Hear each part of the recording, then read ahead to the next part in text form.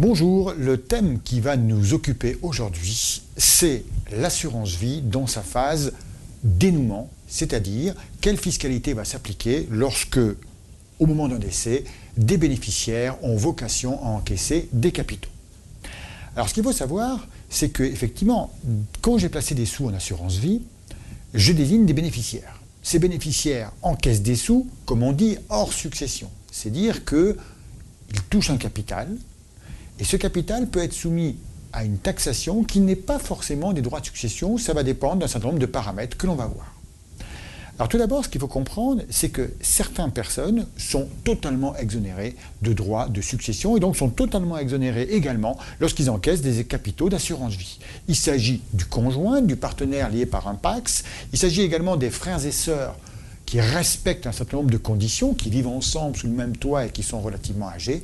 Et enfin, il y a un quatrième personnage, ce sont les associations reconnues d'utilité publique. Si je les désigne bénéficiaires de capitaux décès, ils n'acquitteront aucun impôt. Mais pour tous les autres, c'est-à-dire les enfants, c'est-à-dire la famille ou des tiers à qui on veut, faire un cadeau en léguant, ou plus exactement en désignant comme bénéficiaires de capitaux décès, eh bien ces personnages-là, eux, vont être taxés. Et vont être taxés en fonction de quoi? Eh bien, en fonction de trois éléments principaux. Tout d'abord, l'âge de la personne au moment où les primes sont versées sur le contrat d'assurance vie. Deuxièmement, la date de souscription de ce contrat d'assurance vie. Et troisième élément, la date de versement de la prime sur le contrat. On peut avoir des contrats anciens sur lesquels on reverse. Eh bien, ce sont ces éléments-là que nous allons voir succinctement tout de suite. Pour illustrer notre propos, on va parler du cas général. Aujourd'hui, quelqu'un qui a moins de 70 ans, qui place des sous sur de l'assurance vie en désignant un bénéficiaire, ce bénéficiaire a vocation à être soumis à un article qu'on appelle l'article 990I du Code général des impôts. L'appellation est d'importance puisque généralement, dans les différents documents que vous envoie une compagnie d'assurance, ce texte, ce libellé peut apparaître. De quoi s'agit-il? Eh bien, globalement, on a la possibilité de désigner un bénéficiaire jusqu'à 152 500 €. Et cette personne, si je désigne mon fils par exemple, tant qu'il n'a pas encaissé 152 500 € en capital en qualité de bénéficiaire, eh bien, il ne paiera aucune imposition. Au-delà, on a une taxation à 20% et au-delà de 902 000 €, on arrive à une taxation à 25%. Donc on voit que globalement, il y a quand même un avantage important puisque cet abattement s'applique par bénéficiaire. Imaginons que j'ai 3 enfants, ça me fait 3 fois l'abattement. Mais imaginons que monsieur souscrive et que votre épouse souscrive également, madame, eh bien on se retrouve par définition avec 2 fois la possibilité d'appliquer ces abattements sur chacun des décès.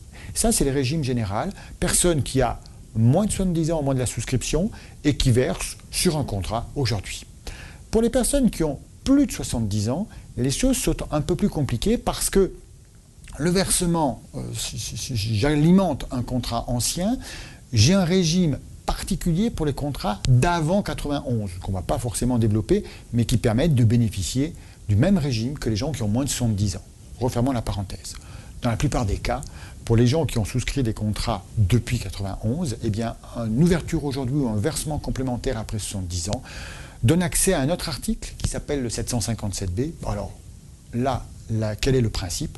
Le principe, c'est qu'en réalité, les primes versées sur ces contrats auront vocation à être soumises aux droits de succession en fonction du lien de parenté entre l'assuré souscripteur et le bénéficiaire. Ces primes sont taxables et on a un abattement unique, quel que soit le nombre de bénéficiaires, qui n'est que de 30 500 €. Mais il faut retenir une chose, c'est que le gain futur, lui, peut être exonéré. Qu'en conclure?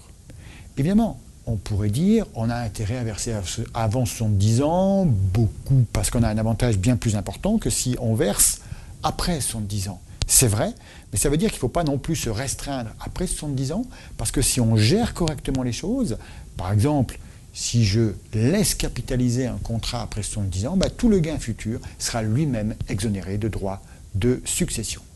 Dernière petite chose, quand on a des contrats, il faut faire attention à une chose.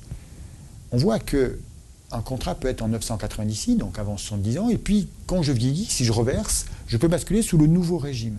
moralité, il vaut mieux garder des contrats purs, ce qui nous permettra de retirer, si besoin est, sur le contrat adapté à notre situation et de ne pas subir un rachat global sur des parties qui seraient exonérées de droits de succession. Pour tous ces aspects-là, il convient de vous rapprocher de votre conseiller pour faire le point sur votre situation précise et en fonction de l'existant de vos propres contrats.